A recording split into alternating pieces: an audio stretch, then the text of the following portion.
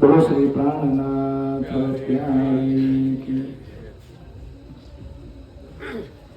એટલે એક અક્ષરના 12 અર્થ થાય, શ્લોક બનાવે, પછી છંદ બનાવે અને પછી મૂળ અર્થને ઉલટાવી નાખે અને પછી શાસ્ત્રોમાં જે રસ્તા હોય ને એમાં જ ખેંચતાણ કરે કે ન કરે?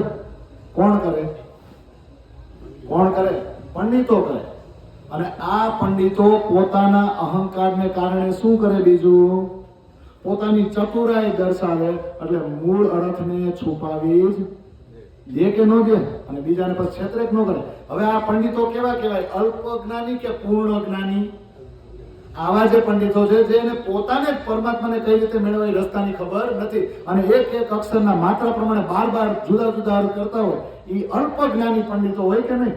અને અલ્પ જ્ઞાની પંડિતો પછી કરે હું? આવું જ્ઞાન હાથમાં લે અને એકબીજા શાસ્ત્રાર્થ કરે, પરસ્પર ઝઘડાઈ કરી લે અને પરસ્પર વાદ વિવાદ કરે, અને વાદ વિવાદ કરે ને એમાં જ પોતાની સુરવીરતા સમજે, અને પછી આ બધાને માન ક્યાં મળે? આવા પંડિતોને માન ક્યાં મળે? પોતે તો અલ્પજ્ઞાની હોય એટલે સામે જે પબ્લિક બેઠી છે ને એ બિચારાને કાંઈ ખબર પડતી હોય નહીં, એટલે અલ્પજ્ઞાની લોકો છે એમાં જ બધાને પ્રતિષ્ઠા મળે કે ન મળે? ન મળે? તો આવા પંડિતોની અથવા તો આવા વેશધારીઓના વાહવા કોણ કરે? સામે જ અજ્ઞાની બેઠા હોય, અલ્પજ્ઞાની બેઠા હોય, બે કેવા વાળો ઈ અને સામે સાંભળવા વાળા ઈ। જેમ આપણે રાજકારણમાં કહીએ ને, આ નેતા આવો ને આ નેતા આવો, પણ એ નેતા નીકળો ક્યાંથી? એ નેતા ચૂંટાણો ક્યાંથી? તમારા મારામાંથી ને। તો સમાજ જેવો હોય ને નેતા એવો જ નીકળે, કઈ બહારથી નથી આવ્યો, વિદેશમાંથી। સેમ અલ્પજ્ઞાની પંડિતો છે એને માન કોણ આપે? એને પ્રતિષ્ઠા કોણ આપે? સામે પબ્લિક એવી જ હોય, એટલે પોતે ભ્રમમાં પડે અને સામે વાળાની ભ્રમમાં નાખે કે ન નાખે। હવે આજે અમે થોડી ચર્ચા કરી હતી આ મુદ્દા ઉપર। કેટલાય વિષ્ણુના અવતાર થઈ ગયા, કૃષ્ણ અવતાર થઈ ગયો, આ બધાએ પોતાના અવતારો દરમિયાન રામ હોય, કૃષ્ણ જીવ હોય, એને પોતાએ કોઈ પોતાની પ્રશંસા કરાવી હતી કે હું ભગવાન છું, મન પગે લાગો? હા, એ લોકો ગયા પછી માનો કે રામાયણ બની તો એને રામને ભગવાન તરીકે લખ્યા, કૃષ્ણ ચાલ્યા ગયા, એમાં પરમાત્માની લીલા થઈ, પછી ગોલોકની લીલા થઈ, દ્વારકાધીશની લીલા, આ બધું વર્ણન કર્યું ભાગવતમાં। કોણે? વેદ વ્યાસને શું કરે ને? પણ એ લોકોએ પોતાના જીવનકાળ દરમિયાન પોતે કોઈ પ્રતિષ્ઠિત થયા હતા, અમે ભગવાન છે, અમે કઈ એમ કરો આમ, હા સજેશન દેતા આમ કરતા, પણ પોતાના જીવનકાળ દરમિયાન પોતે કોઈ પોતાની માલા ફૂલી કરાવી, આ શબ્દોમાં કહું છું। અત્યારે તમે જુઓ, કાલે જ આપણે ચર્ચા કરી હતી કે હવે છે ને પ્રાતસ્મરણીય વધતા જાય છે, આ સમજાય છે? આજે જ મેં ફેસબુકમાં એમાં જોયું, કાલે તમે થોડીક વાત કરી હતી, આજ તો કેટલાય આમ પગે લાગતા અને પાછા લખે આ જે ગુરુજી છે ને પ્રાતસ્મરણીય છે। આપણા તો બીજાની વાત નથી કરતો હું, આપણી જ વાત કરવાની છે અત્યારે। બીજા સંપ્રદાય મને તો પ્રાતસ્મરણીય એની સંખ્યા વધતી ગઈ। હવે પ્રાતસ્મરણીય કાલે કીધું હતું આ છે, અને આ બે મહાન વિભૂતિઓ થઈ ગઈ ને, દેવચંદ્રજી ને પ્રાણનાથજી, એને એમ કીધું સુરત એક રાખીએ મૂળ મિલાવે માહી। તમારા ચિંતનને મૂળ મિલાવમાં રાખો, કારણ કે ત્યાંથી તમે ખેલ જોવા અહીંયા બેઠા છો ને ત્યાં, તો આપણે કોને રાખવા જોઈએ? તો પ્રાતઃ કોનું સ્મરણ કરાય? અને તમે વિચાર કરો, 108 વધી ગયા, બધાને ખબર છે 108 પગથિયાની, અને સાલો એ પ્રકાશિત કરી શકે છે 108 પગથિયાને? 7800 પગનો સાર છે એની એક ચોપાઈ પૂછો તો એને નહીં આવડતી, સીધા 108 કેમ ભાઈ? કે ધોતિયો પહેરી લીધું, પૂજારી બની ગયો, મહંત બની ગયો એટલે 108 થઈ ગયું। આ સમજાય છે? પાછા એના પ્રોટોકોલ હોય, પૂજારી અલગ, મહંત અલગ, સ્વામી અલગ, ગાંધીપતિ અલગ, અને હજી તો કેટલાય આવે, કોણ જાણે કેવા કેવા નામ આપ્યા, કોણે આપ્યા? પણ એને વિરોધ કર્યો મને આવી રીતે બોલાવવામાં?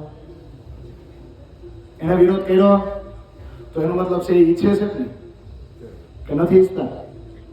હા, જો પ્રાણનાથજી દેવચંદ્રજી વિશે વિતક લખાણું, દેવચંદ્રજી સદગુરુ છે, શ્યામાજી છે, પ્રાણનાથજી છે, એ સાક્ષાત રાજજી છે, એ તો લાલદાસજીએ લખ્યું, અને વિતકના માધ્યમથી હવે આપણે એને સદગુરુ અને મહામતી સમજી, પણ એણે પોતાના જીવનકાળ દરમિયાન પોતાની જય જયકાર ક્યારેય કરાવી નથી। અને આ તો બધા હૈયાતમાં કે હું 108 છું, હું સ્વામી છું। જોજો કોઈ પણ વ્યક્તિ જાગણી કરે એને તમે સ્વામી કે સરકાર કાંઈ ન કહ્યું, આ યાદ રાખજો। એ શેના ભાઈ? કઈ રીતે તમે સરકારશ્રી છે ને આમ છે, અથવા સ્વામીશ્રી છે ને આ રીતે છે, કઈ રીતે તમે કહી શકો એને? અથવા તો અનંત વિભૂષિત, મેં તો આવો શબ્દ વાપર્યો. અનંત વિભૂષિત, એ અનંત જગ્યાએ વિભૂષિત છે. અને જગત ગુરુ, આખા જગતના તમે ગુરુ છો. અને પાછા ધર્માચાર્ય, આખા ધર્મના બધાના આચાર્ય. તમે પ્રોટોકોલ પ્રમાણે એને બોલે શું કહેવાય, આને શું કહેવાય, અને હું ડેઝિગ્નેશન તમે આપો છો, પેલા વિચાર તો કરો એની અંદર છે. હા, જેમ ભીષ્મ પિતામહ એમ કે આ ગાદી ઉપર જે પણ બેહે એમાં મારા બાપની છબી જોઉં, તો કઈ ધૃતરાષ્ટ્ર અને દુર્યોધનમાં શાંતનુની છબી થોડી હોય. એ તો તે પ્રતિજ્ઞા લીધી, તું ભોગઈ. સમજાય છે? તો હું આપણે એવી પ્રતિજ્ઞા એવી લીધી છે. આ વાણીની શક્તિ આ ઉત્તરોત્તર આવતા જાય અને પોતપોતાની રીતે જોજો. મહામતી પ્રાણનાથજી કયો કે દેવચંદ્રજી કયો, આ કોઈએ આ સમજી લેજો, કોઈએ કોઈ ધર્મશાળાઓ, આશ્રમો, હોસ્પિટલો કે ગુરુકુળો નથી બંધાવ્યા. એ ધારે તો એની પાસે એવા સુંદર સાથ હતા કે બંધાવી શકતે. એને કરાવ્યું. તો અત્યારે જી પોતાના વાડા ઉત્પન્ન કરી પોતાની રીતે આ રીતે બધી શું કહેવાય, સ્કૂલ પાછળ ડ્રેસ કોડ, આવા કપડા પહેરીને જાય આવવાનું. આ સમજાય છે? હવે આ અલ્પજ્ઞાની વેદો ઉપર આવે છે. આ વેદોની સિસ્ટમ પ્રમાણે આવે તો જ આ થાય, નકર થાય કોઈ દી. એમ કે આમ જ બેહો, આમ જ ધ્યાન ધરો. શેનું આમ ધ્યાન ધરો? આપણી તો પ્રેમ લક્ષણા ભક્તિ છે. કઈ રીતે તમને સાચા રસ્તે લઈ જાય, કેવા માણસને તમે પકડો છો. અને મારી બુદ્ધિ પ્રમાણે તો સ્વરૂપ સાહેબના 1000 અર્થ હું કરી દઉં નહીં. તો પ્રાણનાથજીએ કર્યા અર્થ. પ્રાણનાથજી પાસે જે સુંદર સાથ હતા ને એની સાથે મોટા વિદ્વાન હતા. પ્રાણનાથજી એક ઓર્ડર કરો ને કે આટલી ભાષાઓમાં સ્વરૂપ સાહેબના અર્થ કરો. અને છત્રસાલ રાતોરાત એની અલગ કોપી બનાવડાવ, રાતોરાત વે જાય. તો એ સમય નો થાત કે નહીં? તો વેદોની કોપીઓ, ભગવદ્ ગીતા, આ બધા ભેટમાં આપે છે. પણ ભેટમાં આપવાથી જાગણી ન થઈ જાય, ભેટમાં આપવાથી અઘેરાએ મુકાઈ જાય. તો આપણે આ સ્વરૂપ સાહેબની ગમે એટલી પ્રિન્ટિંગ કરાવો, ગમે મફત આપો, ઘરે વેચો, એને તમે જાગણી કરી એવું સમજી સમજો. એક તો મેં સાંભળ્યું તો પરબ આવે અમારા જુનાગઢની બાજુ, તો પરબ વાણી પધરાવી ને તો એ જી વાણી પધરાવી કે એની વાહવા થાય. ઓય તમને ખબર એની જાગણી તો જુઓ, પરબ છે ને આપણી વાણી પધરાવે. તો પરબ વાળો તો એનો જ છે, જે કરે છે એ જ કરે. રાજજીની મેં બેહાડવાથી હું એની જાગણી થઈ જાય. અરે પૂછું છું, થઈ જાય? અરે નો થાય. તો જે આ વેદોની સિસ્ટમ પ્રમાણે આવે છે એને તમે કઈ રીતે પકડાય? પ્રાણનાથજી આ સિસ્ટમ કોઈ અપનાવી હતી? એ ધારે ને, હમણાં મને કોને હર્ષદભાઈ આપણે બે થી પહેલા મેળા ઓલા સોના વિશે વાત થઈ હતી. સોનું કે સોનાથી આપણે અમુક મંદિરોને શણગારીને આ કરીને તે કરી. એની જરૂર ખરી?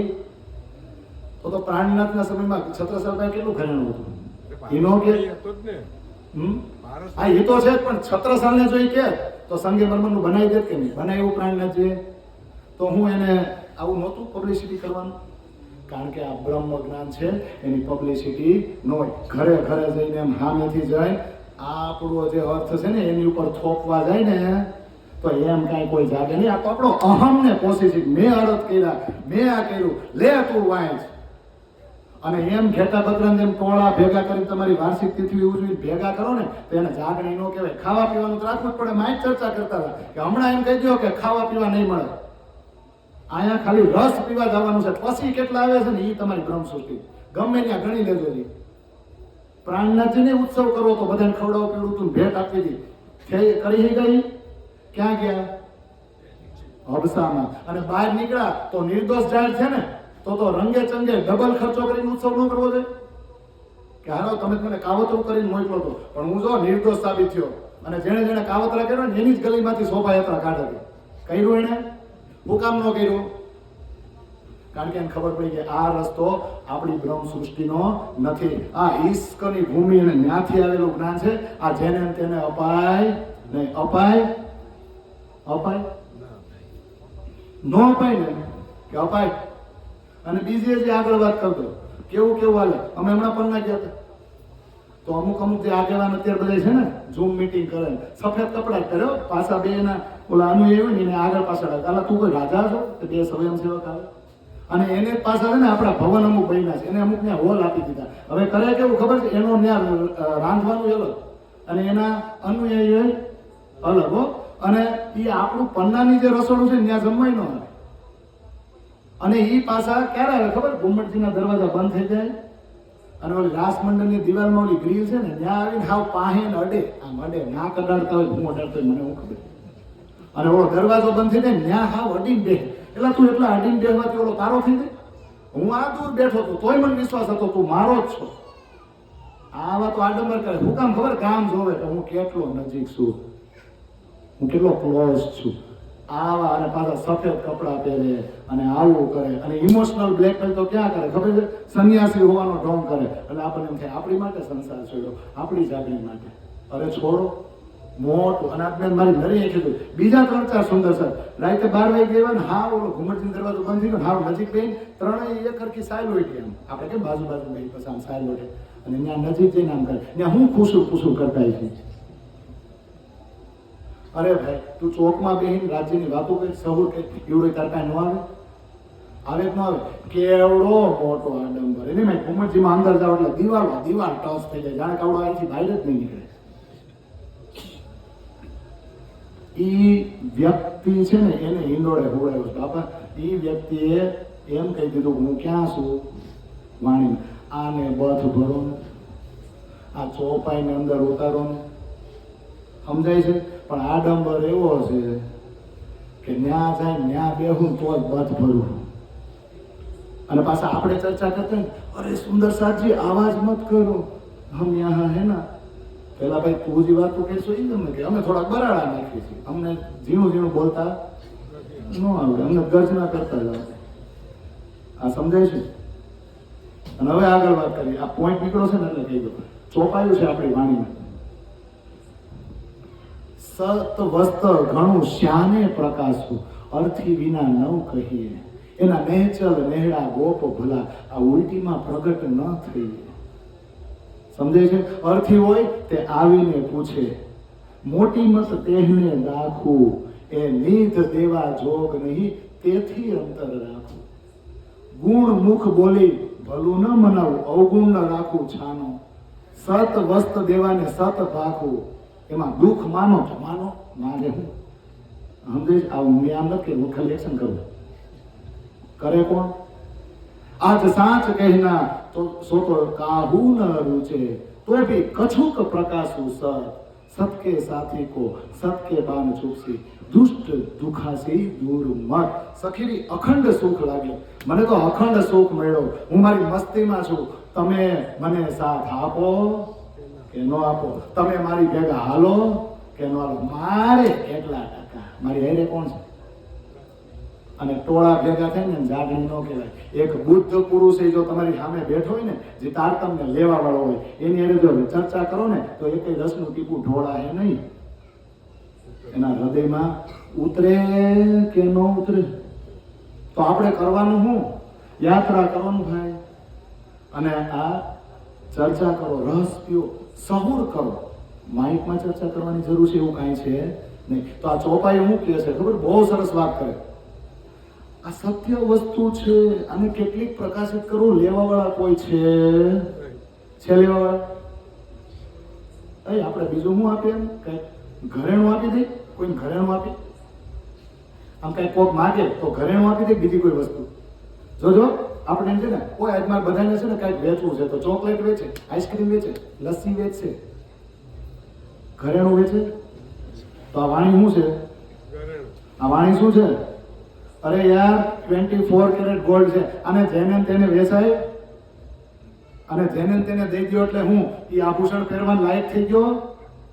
હા, ઓલો કોહિનૂર નીકળો તો ને જે ધરતીમાંથી, એના ખેડૂતને ખબર જ નથી કે આ કોહિનૂર છે. એ કોહિનૂરથી તેના છોકરા થોડાક દી રહીમાં, પછી બીજા બધા જોયું તો ખબર પડી કે આલા કોહિનૂર છે, એની કેવડી કિંમત, એની ઘનતા 3 ગણી ઓછી થઈ ગઈ ને તોય કિંમત વધી ગઈ. એ તો બીજાને જહોરીને ખબર પડી ત્યારે ખબર પડી, ઓલા કાંઈ ખબર નથી. તો આને ખબર આ સોનું છે, સોનું બધે વેચાય નહીં. કોઈ દી કોઈને એવું આવ્યું કે આજે બધાને સોનાની વીંટી આપે? આ સોનું છે.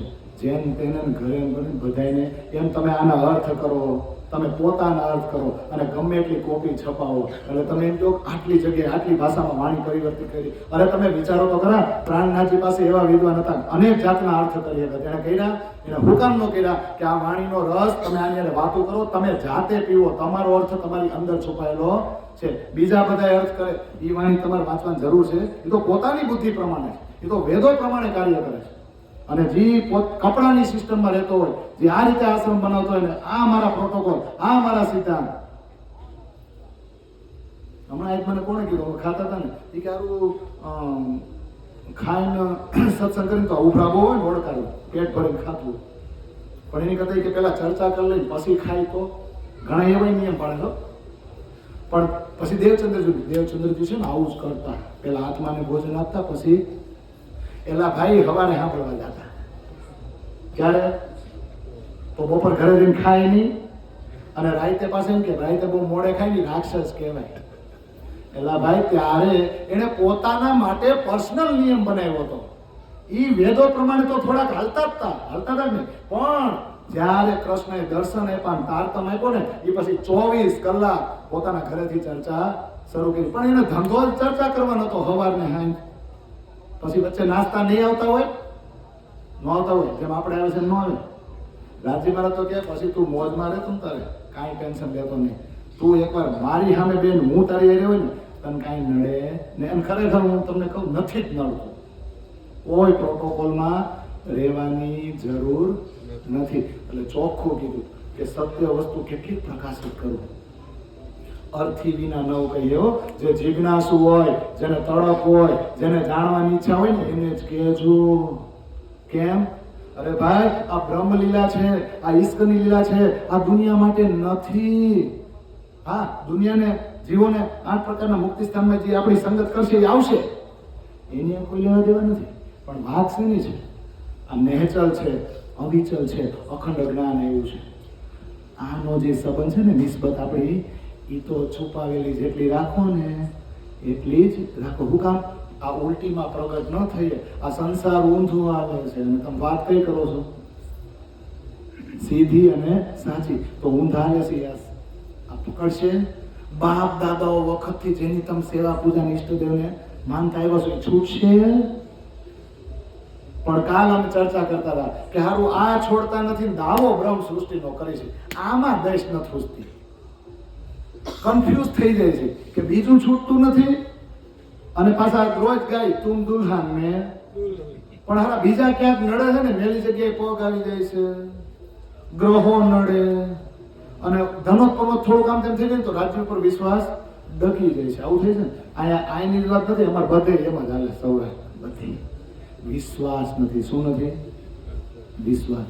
પણ આ વાણી છે ને જ્યાં ત્યાં પ્રગટ કરાય નહીં. અર્થી હોય તે આવીને પૂછે, જે જિજ્ઞાસુ હશે ને એ સામેથી આવીને પૂછે, એની જ આયરે આ ગુપ્ત વાત કરવાની. મોટી બુદ્ધિની વાત, આ જાગૃત બુદ્ધિની વાત એની હારે જ કરજો, બીજા હારે નહીં. એ નિધ દેવા જોગ નહીં, આ સંપત્તિ જેમ ત્યાં લૂંટાવાય નહીં. તેથી અંતર રાખો. પ્રાણનાથજી એમ કહે છે કે ભલે તમે મને એરોગન્ટ સમજો, જેને તેને હું નથી કહેવાનું. કેમ? પાત્ર હોય ને ત્યાં રેડે ને. તમે સોનાની પેન આપો પણ લખતા જ ન આવડતું હોય તો, લખતા જ ન આવડતું હોય તો ખાલી અહીંયા સોફાની ગાંઠી હોય અહીંયા લટકાવો, પેન બહુ મસ્ત, પણ તારા અક્ષર કેવા છે જરાક લખતો એ કેવો પણ શું તો એ કઈ મહત્વની ખરી આ સમજાય છે. એટલે હવે આગળ કોઈના ગુણગાન જ કરવાના, એનો અનુયાયી બહેનો એટલે. હા, અને યાદ રાખજો સ્વામી એક જ થઈ ગયા. કોણ? પ્રાણનાથજી. અને સદગુરુ હવે જે મારા જેવે પ્રચાર કરે બીજાએ કહી દો એ તમારા સદગુરુ નથી. એનું વિતક કહેવાની કઈ જરૂર નથી. અત્યારે હાલી નીકળ્યા, હું તો આવો શબ્દ વાપરું, હાલી નીકળ્યા. પોતાના જે ગુરુ છે ને જેના થકી જાયગા એ ગુરુનું વિતક કરે અત્યારે. પેલા કોને વિતક કહેવાય એ તો તમે જુઓ. અને પાછા એના વિતક આપણા વાળા ઝૂમમાં સાંભળે. એટલે ઈ તો અલ્પજ્ઞાની તો ઠીક, જ્ઞાની જ ન કહેવાય આપણે બધાય. પણ બિચારો બહુ મીઠું મીઠું બોલે ને, પ્યારે સુંદર સાચી, ચલો હવે હમ યહાં ચલતે હૈ. એટલે આપણે તો પાણી કે ભાઈ આના જેવો તો કોઈ છે જ નહીં, આવડવા જ અમને લઈ જાય. એટલે ભાઈ તારે જ જવાનું છે, કોઈ તન ન લઈ જાય. લઈ જાય એટલે આપણામાંથી કોઈ એવું નથી કહેતું ભાઈ તું મૂળ વિતક કરીને ભાઈ, અને એમાં જે ઊંડાણમાં છે એ બોલીને તારા ગુરુ, એમ તો મારા ગુરુ છે, મારા કોઈ ગુરુ છે. આ પ્રણામી મેળો મને કોકે જગાડ્યો છે તો હું એના વખાણ કરું? એ મારી માટે શું કહેવાય વંદનીય છે, પણ પર્સનલી જાહેરમાં મારે એના નામના બણકા ફૂંકવાની કોઈ જરૂર નથી. અને સ્વામી તો એક જ થયા, કોણ? પ્રાણનાથજી. એના સિવાય કોઈ સ્વામી હોઈ શકે નહીં. ઉપમા આપણે કોને આપી છે ને, આ કેટલાય 108 શ્રી સ્વામી શ્રી એવા કેટલાય લખે છે, કેટલી જગ્યાએ લખે. આપણી જીભ કેમ ઉપડે નહીં કહેવાની, એ એના પ્રોટોકોલમાં આવતું હોય છે, આપણા પ્રોટોકોલમાં આવતું નથી. ને આપણે તો બધા વેદો પ્રમાણે ઊંચ નીચ આવે, આપણી વાણી પ્રમાણે કાંઈ ઊંચ નીચ આવતી નથી. ઇન્દ્રાવતીએ કીધું સાથ કરું સૌ સરખો તો હું જાગી પ્રમાણ. બધા સુંદર સાથે હરખા કરું તો જ હું જાગેલી કહેવાય. એટલે હું જેનો અનુયાયી છું એના ગુણગાન જ કરું ને, એવું નહીં કરું. એ ખોટો હશે, ખોટો આંગળી ચીંધવાની મારામાં તેવડ હોવી જ જોઈએ. અને ગુણમુખ બોલી ભલું ન મનાવું, એની ભલાઈ થાય, એની મારી વાહવા કરે, એની હું ચમચાગીરી કરું, એવું નહીં થાય. અને એનો અવગુણ છે ને તો એ છાનો નહીં રાખું, છુપાવ્યું નહીં. એનો અવગુણ છે તેમ કહીશ, સામે જ કહીશ. થાય કે નહીં? હા, સત્ય વસ્તુ દેવી છે એટલે સત્ય બોલું છું. આમાં જેને દુઃખ લાગે એ ભલે લાગે. મારે શું છે? મારે કઈ ટોળા ભેગા કરવા નથી, મારે કોઈ શિષ્યો બનાવવા નથી, મારે કોઈ આશ્રમ ખોલી ત્યાં વાર્ષિક તિથિ મારે નથી ઉજવવી કે આવો અને સ્ટેજ ઉપર હું બોલું. ના રે, પ્રાણનાથજી નથી કરવું, આપણે નથી કરવું. કારણ કે આપણે હાદીના રસ્તે ચાલવાનું છે. હાદી મિલ્યા બહુ તકો, કોઈ લે ન શકે હાદી ચાલ, ચલના હાદી કો સોય ચલે જો હોવે ઇન મિસાલ.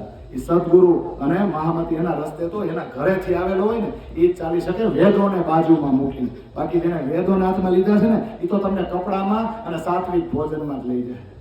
પ્રાણનાથજીએ પેલા વૈરાગી વેશ ધારણ કર્યો તો રોટલા ભીખ માગેલા ખાતા હતા, પણ જેવા ઓલા કુંવર કિશોરીસિંહ ને હરિસિંહ પાસે ગયા તો 56 ભોગ નો ખાઈ લીધા, રાજસી વસ્ત્રો નો પહેર્યા. એ રાસની ભૂમિકા વાળા વ્યક્તિ છે, એ કઈ વેદો ઉપર હાલનારા થોડા છે. રાસની ભૂમિકામાં એન્ટ્રી કરો એટલે આ કાંઈ આવે આ રાસની ભૂમિકામાં એન્ટ્રી કરો એટલે વ્યક્તિ વિશેષમાં તમે નીકળી જાઓ. બસ પછી આપણે સખી કોણ? આ ફલાણો, ના ઢીકડો, ના આ વાળો, ના આ વાળો. આમાં સમજી જાઓ, હું વાળો વચ્ચે જ નથી બોલતો.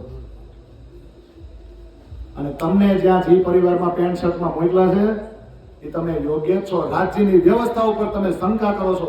જો તમને જ્યાં મોકલા છે ને એ જગ્યાએ રહીને જો તમે બીજાને રસ પીવડાવવાની કોશિશ ન કરો તો રાજ્યની વ્યવસ્થા ઉપર તમે શંકા કરો છો. એને થેન્ક યુ કહો. તમને જ્યાં મોકલા ને ત્યાં એના પ્લાનિંગ પ્રમાણે મોકલા છે. તો જે બીજો પ્લાન ફેરવી નાખે ને એને ન પકડવાના હોય. તો આજે સાચું કેવું કોઈ ગમે નહીં. કોઈ પ્રાણી કે થોડું કહું છું, મારા સત્યના સાથી છે ને એને બાણ વાગશે અને દુષ્ટ લોકો હોય છે એ ભલે દુઃખી થતા, પણ મને તો અખંડ સુખ લાગ્યો છે. હું તો મારી મસ્તીમાં છું. ના કોઈ ગુરુ, ના કોઈ ચેલા, મેલે મેં અકેલા ઓર અકેલે મેં. મારો કોઈ ગુરુ નહીં, મારો કોઈ શિષ્ય નહીં. મેળામાં ભલે તમને એકલો કરવા, સંસારના મેળામાં એકલો છો બરાબર છે, પણ અકેલે મેં મેળા એટલે રાજી તું મારી હારે છો, એટલે મારે કોઈની જરૂર નથી. એટલે મારા તે ઘરની વાતડી નથી કહ્યાનો ક્યાંય વિશ્રામ, પણ કહું તો જો કોઈ હોય બીજો પણ ગામ નામના ઠામ. મારા ઘરની વાતો કરવા બેહું તો ક્યાંય અટકાય એમ નથી, પણ મારા જેવો બીજો હોય તો કહું ને. પણ એવું કોઈ ગામ, એવું કોઈ નામ, એવું કોઈ જગ્યા મને મળતી નથી. તો પછી મારા અર્થ પ્રમાણે સ્વરૂપ છે ઘરે ઘરે પોગાડ દઉં તો હું ગામ નામને ઠામ થઈ જાય. અને હું ગુરુકુળ બંધાઈ દઉં, હોસ્પિટલ બંધાઈ દઉં, સ્કૂલ બંધાઈ દઉં, બ્રહ્મ સૃષ્ટિ આ કરવા આવી છે. અરે બીજા પૈડા છે કે નહીં? ટિફિન સેવા આવીને જમાડું, ફલાણું કરું, ઠીકડું કરું, આપણે એ કરવા આવ્યા છે. એ કરવું હોય તો સદાવ્રત પ્રાણનાથજી નો કે રાજા રમભાઈ અગ્રવાલને સદાવ્રત ચાલુ કરજો કે નો કે? આપણે બધા ઈ કરવા આવ્યા છે કે આત્મજ્ઞાન માટે આવ્યા છે? બીજી આત્માઓ છે ભટકી રહી છે એને બહાર કાઢવા આવ્યા છે. બોલો તો હવે પ્રકરણમાં છે એટલે આગળ જાવ. થોડું 10 મિનિટ લઈ લો, બસ એટલું છે. અત્યારે થાય છે હું ખબર, આ પંડિતો, આ વિદ્વાનો અથવા તો આપણા આગેવાનો, આ તમને 100 કોલ્ડ કહી દઉં અત્યારે, મેં બધાને જોયા. અને બધા હું ગમે ને જાઉં એટલે આપણને નડે, આને આવવા નહીં દેતા, આ ભાઈ આવા છે. પણ રાજ્યની સામે કોઈનું હાલે તોય જાય છે. ઓલો હારે છે પછી મને એટલી ખબર પડી ગઈ કે વ્રત કરો વિધ વિધના, સતી થાવો શીલવાન, વેશ ધરો સાધ સતના, જ્ઞાની જ્ઞાન કથન, પર તોલે ન આવે એકને મુખ શ્રી કૃષ્ણ. પૂર્ણ બ્રહ્મ પરમાત્મા અનાદિ અક્ષરાદિ શ્રી કૃષ્ણનું એકવાર નામ લઈ લો ને તો મારે સાધુ વેશ ધારણ કરવાની કોઈ જરૂર છે? આ ચોપાઈ કોણ બોલે ખબર? જે પૂર્ણાહુતિ કરતા હોય ને એ જ બોલે. હા, જેને લગ્ન નથી કર્યા ને આપણે લો. અને એ બોલે ને તો મને હમણાં ગાત આવ્યા, વર્ષોથી 20 વર્ષથી આ પ્રકરણ સાંભળું. અને આ વખતે પૂર્ણાહુતિ ગયો નથી બોલતા હતા, જેને સાધુ વેશ ધારણ કર્યો ને એ જ બોલે. વેશ ધરો સાધ સંતના, પણ તોલે ન આવે એકને મુખ શ્રી કૃષ્ણ. કોઈ તે સાધુ વેશ ધારણ કર્યો છે. અને પછી હું બોલે, એક વાર કૃષ્ણ બોલજો તો સાધુ વેશ ધારણ કરવાની જરૂર. હવે જેને ધારણ કર્યો નહીં આવું જ્ઞાન આપે તો સામેવાળાનું જ્ઞાન લેવાય કે નહીં? હાશ બરાબર છે, આપણે ધારણ કર્યો, આપણે બચી ગયા. શું થયા? પણ આ સો કોલ્ડ લોકો તમને નહીં લેવા દે. શું કામ? આપણી જે અત્યારની આ ભાષા છે ને એકદમ હેલી, જે અત્યારે વાતો કરી છે ને એ પ્રાગટ ને પ્રાકૃત ભાષા છે. એમાં કોઈ છળ કપટ કરી શકશે નહીં. આ તમારા ગામની ભાષામાં વાત કરતો હોય તો એમાં કોઈ અર્થ બદલાય તમને ખબર પડી જાય કે નહીં? પણ સંસ્કૃતમાં અર્થ બદલાય તો ન ખબર પડે. કેમ? આપણી ભાષા છે.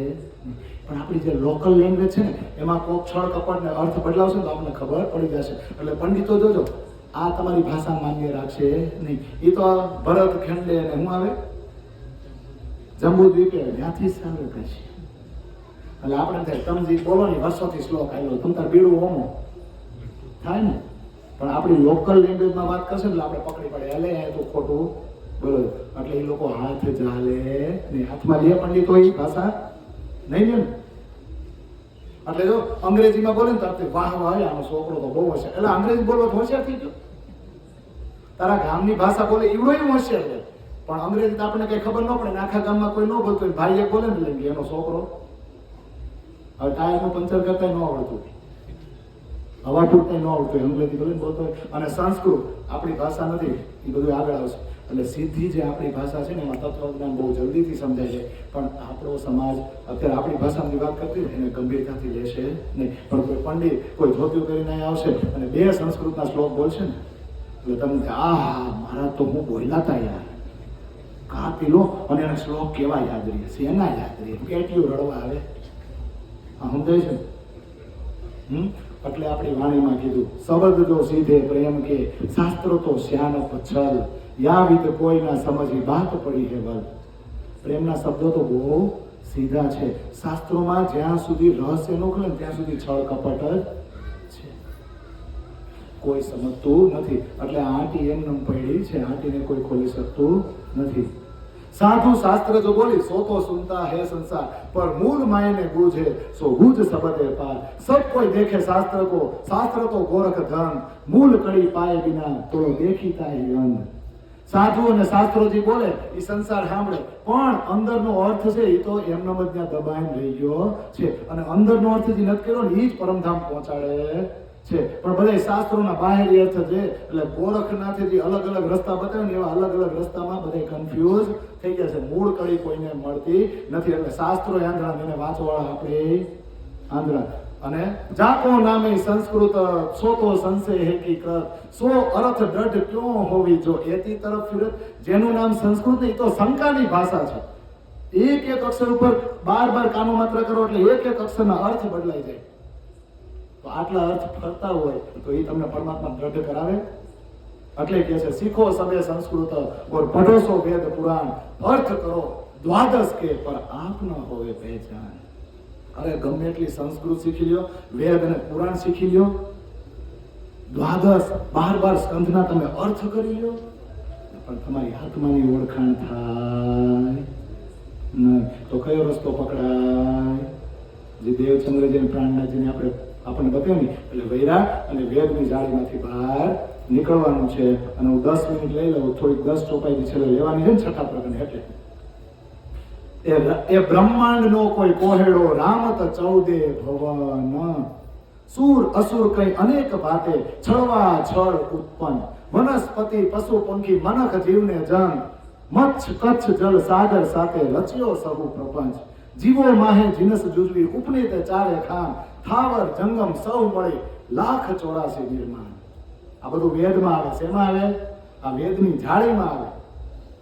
ખરેખર તો આ બ્રહ્માંડ છે ને, આ વિરાટની રચના છે ને, એનો બહુ મોટો કોયડો છે. આ 14 બ્રહ્માંડની જે રામત છે ને એ સમજાય એવી છે નહીં. આમાં તો કેટલાય સુર એટલે સદબુદ્ધિ વાળા છે, અસુર એટલે દુર્બુદ્ધિ વાળા કેટલાય જીવ અમારી છે.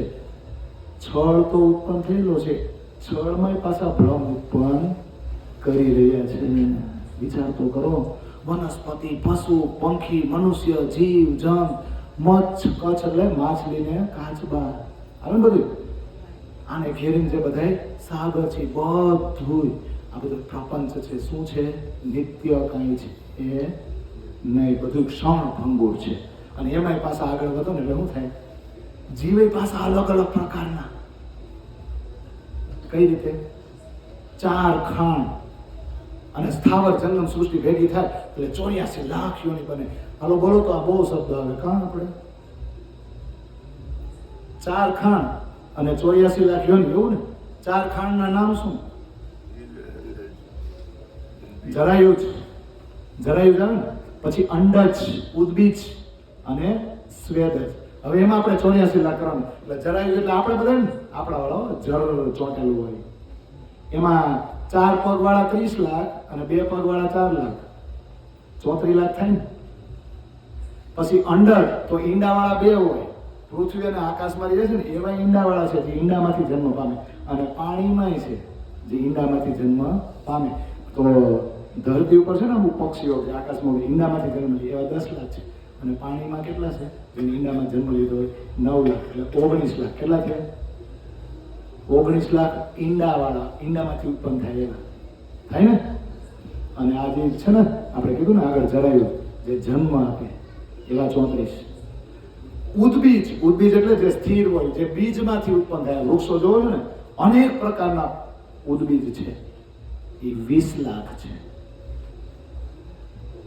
ગણતા જાવ છો? 34 લાખ, 20 લાખ, 19 લાખ. હવે જે ઘટે ને એ પરસેવાથી ઉત્પન્ન થયેલા હોય. સ્વેદજ એટલે ક્ષુદ્ર ને કીટકો હોય ને જે પરસેવાથી ઉત્પન્ન થાય. આ બધા ટોટલ મારો ને એટલે કેટલા થાય? કેટલા થાય? આ પરસેવા વાળા 11 લાખો ને ટોટલ 84 લાખ થાય. આવી રીતના આ બધું ચાલ્યા કરે છે. હવે 5 મિનિટો પછી દેજો. ઓકે? હા. હવે જોજો, કોઈ વૈકુંઠ, કોઈ જમપુરી, કોઈ સ્વર્ગ તો કોઈ પાતાળ. રમે પાંચેના માહે પૂતળા, બીજા સાગર આડી પાર. એ રામતનો વેપાર કરે તેને માથે જમનો દંડ. કોઈ દિન સ્વર્ગ સોંપી પછી નરકને કુંડ. તેરે લોકે આણ ફરે સજમપુરી સિરદાર. જે જાણે નહીં જગદીશને તે ખાય મોહકમ માર. કોઈ સારા કર્મો કરવા વાળા હોય વૈકુંઠ જાય તો આ વ્યવહાર કરતા કરતા કંઈક ખોટું થઈ ગયું હોય ને તો એ જમપુરી જાય. કોઈ સ્વર્ગ જાય તો કોઈ પાતાળ. પાતાળમાં છે નરકના કુંડ તો છે જ ને. આપણે નથી ગણવા, આપણે જાવું જ નથી ને. મને ઘણા કહો તમને ખબર છે 84 નરકના કુંડ નીચે છે, પછી આમ છે, ફલાણું છે, ઢીકડું છે, પણ મેં તો માન્ય જાવું જ નથી તો હું કામ વાયરસ મગજમાં નાખું? કોઈક આપણને પૂછે ને નરકના કુંડની તમને ખબર નથી, તમે તો બહુ વક્તા છો. હાલ મને નથી ખબર, મારે વક્તા નથી બનવું, તો હું કરી લઈ, મારું અપમાન કરી લઈશ, પણ મને નથી જાણવું. ઘણા એમ કે 8 ભીસ્ટમાંથી હજી ભાઈ 4થી ભીસ્ટ કઈ નહીં, તો મારે જાવું જ નથી. આ તો મને નથી જાવું, જા ભીસ્ટમાં. મારે વૈરાગમાં જોવું જ નથી કઈ ભીસ્ટ, મારે ખુલાસાની ચોપાઈ પાકી નથી કરવી. આ ભીસ્ટ મારે જ્યાં જાવું જ નથી, મારે જે જાણવું જ નથી, હું તને હું કામ જણાવું ભાઈ? સમજ્યા? તાર પ્રશ્નનો સોલ્વ કરવો હોય હું તને કહી દઉં, ખુલાસામાં ચોપાઈ છે, વૈરાગમાં છે, તું વાંચી લે. તાર જાવું હોય જા, મારે જાવું, મારી ગામમાં ઉતરવું જ નથી. બસમાં ભલે ના આવે, બોડિયું ભલે ના આવે. આ સમજાય છે? જે નથી જાણવા જેવું છે એ બાજુ હું કામ મારે મોઢું નાખવું ભાઈ? ગામને જણાવવા મારે એવું વિદ્વાન બનવું નથી. એવા જ્ઞાની બનીને જાવું જ ક્યાં? આ થાય કે નહીં? તો રમે પાંચેના માહે પૂતળા. 5 તત્વના પૂતળા આ બધા રમી રહ્યા છે. પણ જોજો મનુષ્ય તન એક મનુષ્ય યોની જેવી છે જે મોહ સાગરમાંથી બહાર જઈ શકે છે. બાકી બધી યોની છે ને એને તો આ મોહ સાગરની પાળી આડી આવી ગઈ છે, એ નીકળી શકે નહીં. એટલે મનુષ્ય તન બહુ જ ઉત્તમ છે. એટલે આપણે કહીએ ને વૃથા કનિગમો રે પામી પદાર્થ ચાર. ઉત્તમ માનખો ખંડ ભરતનો શ્રેષ્ઠ કુલી સિરદાર પામી પદાર્થ ચાર. શું કામ વેડફો છો? 4 અમૂલ્ય પદાર્થ મળ્યા છે. કયા કયા? મનુષ્ય તન, ભરત ખંડ, 28મો કે હાલનો આ કળિયુગ 28મો ના કરવો કાંઈ નહીં, ચોકડી જી હોય. અત્યારે આ જ્ઞાન એવું ના હોય, અત્યારે હું આ કળિયુગમાં બેઠો છું ના, એટલે શ્રેષ્ઠ છે આ કળિયુગ મારા માટે. અને એમાં આ સદગુરુ મારા માટે આ નિધ લઈને એવા, એટલે સદગુરુ બસ આને પકડો ને થાય ને. હવે આપણે રામતનો વેપાર કરીશું. આ જે કર્મકાંડ 14 લોક બ્રહ્માંડ માલે છે એ પ્રમાણે કર્મકાંડ આપણે બધાય કરી છે. તો આપણી ઉપર જમનો દંડ જ લાગે છે, બીજા કોઈ જમ એટલે યમ હો. છેલ્લે તો આપણે એમ જ કે નહીં, યમરાજ લેવા આવે છે, એના દૂત આવે છે, બધા દરવાજા બંધ કરી દે, જીવ કઈથી છટકી હગે નહીં, અને એમના દૂતને લઈ જાય છે. પેલા ધર્મરાજની સભામાં લઈ જાય, ધર્મરાજના પાપ પુણ્યનો ફેસલો કરે, પછી પુણ્ય કર્યો હોય તો જા ભાઈ તું સ્વર્ગમાં જા, અને પાપ કર્યો હોય તો યમરાજ, ધર્મરાજ જ યમરાજ બની દે. હાલ ભાઈ તમે સજા આપવાની છે. આવું બધું છે. તો આયા જે કર્મકાંડ રૂપી આપણે બધા વ્યવહાર કરે છે ને, આપણી ઉપર યમરાજાનો દંડો ચાલે છે. હા, સારા કર્મ કરે સ્વર્ગમાં આપણે, બાકી તો નરક ને કુંડ તો છે. પણ પેલા ક્યાંય નરક નથી, અહીંયા છે. નીકળો નહીંથી બહાર થાય ને. તો 13 લોકને 7 લોક છોડી દો, બાકીના 13 લોકમાં યમ રાજાનો જ હુકમ ચાલે છે. અને જો જગદીશને ન જાણો એટલે વૈકુંઠના વિષ્ણુને એની ઉપર વાળા જાણવાની કોશિશ નહીં કરો તો યમનો દંડો જ આપણી ઉપર હાલવાનો છે. તો ઘણા શું કરે, કર્મકાંડ જ કર્યા કરે, એટલે 13 લોકમાં ઉપર નીચે ચડ્યા કરે. પણ ઘણા એને મૂકી હોત ને દયો, આપણે તો વૈકુંઠમાં જવું વિષ્ણુ પાસે. એટલે ચોપાઈ એવી છે, એ રામતની લેવદેવ મેલી કરે વૈકુંઠનો વેપાર, એ જીવોની મોક્ષ સતલો કોઈ પાર નિરાકાર. કે 13 લોકમાં ઉપર નીચે ન ચડવું હોય ને, જવું ન હોય ને, તો કોઈ વૈકુંઠના વિષ્ણુની ભક્તિ કરે, હા તો એ સતલોકમાં જાય, કદાચ એની પાર નિરાકારમાં જાય, પણ ક્ષરને વટીને તો કોઈ જઈ શકતું નથી. અને આપણા ઈંડાની વાત આવે તો કે 14 લોક ઈંડા મધે ભોમ જોજન કોટ 50, અષ્ટકુલી પર્વત જોજન લાખ 64 વાસ. આ 14 લોક બ્રહ્માંડ આ ઈંડું છે ને, એની મધ્યમાં શું છે? પૃથ્વીલોક ને 50 કરોડ યોજન પૃથ્વી છે. અને પૃથ્વી છે એને મર્યાદામાં રાખવા માટે 8 દિશામાં 8 મોટા મોટા પર્વતો છે. પણ વસ્તી કેટલામાં છે? 64 લાખ યોજનમાં જ વસ્તી છે. આ બધી પરફેક્ટ ગણતરી છે આ પ્રકરણમાં. તમારે ચોપાઈ વાંચી લેજો. 5 તત્વ, 6ઠી આત્મા, શાસ્ત્ર સર્વમાં એ મત એ નિર્માણ બાંધીને લય સુપન કીધું સત. 5 તત્વ છે એ કન્ફર્મ થઈ ગયું ને, આટલા 6 પ્રકરણની ચર્ચા થઈ. 5 તત્વ એનાથી આ બધું બન્યું. પણ જો આપણા શરીરની અંદર આત્મા ન આવે ને તો આ બધું ફોગટ. તો જ્ઞાન કયું મેળવવાનું થાય? જ્ઞાન કોનું મેળવવાનું થાય? કબીર સાહેબ એમ કે આત્મ જ્ઞાન બિના નર ભટકે, કોઈ મથુરા કોઈ કાશી, પાણી ને મીન પ્યાસી મોય સુની આવે હાસી. અંદરનો આત્મા છે એનું ડિસ્કશન કઈ થતું જ નથી, બિચારો અંદર બેઠો તરસો. પછી તમે મથુરા જાઓ, કાશી જાઓ, કે યાત્રા કરવા જાઓ, જાત્રા કરો, તીર્થ સ્થાનમાં જાઓ, કાંઈ ફરક પડે નહીં. અંદર તો બેઠો તરસો છે, એની વાતો કરો ને, એના માટે કંઈક કરો. તો સર્વ શાસ્ત્રોમાં આ સિદ્ધાંત છે કે 5 તત્વ અને 6ઠી આત્મા છે. આ જ બધું મગજમાં નાખી આ જ રીતે સંસારની રચના થઈ. પણ આ સ્વપ્નવત સંસારને આપણે સાચો માનીને બેસી ગયા છીએ. પણ છેલ્લી ચોપાઈ આ પ્રકરણ એમ કે જોયા તે સાતે સાગર અને જોયા તે સાતે લોક, પાતાળ સાતે જોયા પણ જાગ્યા પછી સૌ ફોક. પૃથ્વીલોકને ઘેરીને જે બધા સમુદ્ર આવ્યા છે એ ઉપરના લોક, પૃથ્વીલોકથી ઉપર અને નીચેના લોક, આમ 14 લોક, 7 સાગર, 7 એટલે 21 છે ને. 7 સાગર જોયા, પછી ઉપરના 7 લોક, નીચેના 7 લોક, બધું જોયું. પણ આત્મા જો જાગ્રત થઈ જાય તો આખી આ વૈરાટની જાળી અને આખી આ વેદની જાળી એ આપણા માટે કેવી થઈ જાય? ફોક એટલે ખોટી, ફોકટ થઈ જાય કે નહીં? તો પછી આપણે બધાને એની સિસ્ટમમાંથી બહાર નીકળવું જોઈએ કે નહીં? અને નીકળવા માટે રસ્તો કયો છે? બહુ સરળ રસ્તો છે હો. અને એ રસ્તાની ચર્ચા છે ને એ કાલ આવશે. એટલે આ જાળીઓમાંથી બહાર નીકળો તો 3 અવતાર સમજી શકો, કૃષ્ણ, બુદ્ધ અને કલ્કી. થાય ને? કાલમાયા બ્રહ્માંડ, યોગમાયા બ્રહ્માંડ અને આ શું આવશે? પ્રતિબિંબ કાલમાયા બ્રહ્માંડ. આ બધાનું આવશે. અવતારોનું જે પ્રકરણ છે ને, કાલ એક જ પ્રકરણ આપણે લઈશું, અવતારોનું 7મું પ્રકરણ. હો, પછી ગોકુળ લીલા, પછી યોગમાયાની રાસ લીલા, પછી દયાનું પ્રકરણ અને પછી હાંસીનું પ્રકરણ. આ સ્ટેપ બાય સ્ટેપ ગોઠવણી કરી, જેવું તેવું નથી. તો 7મા પ્રકરણની ચર્ચા આપણે આવતીકાલે કરીશું. બોલો શ્રી પ્રાણનાથ પ્યારે કી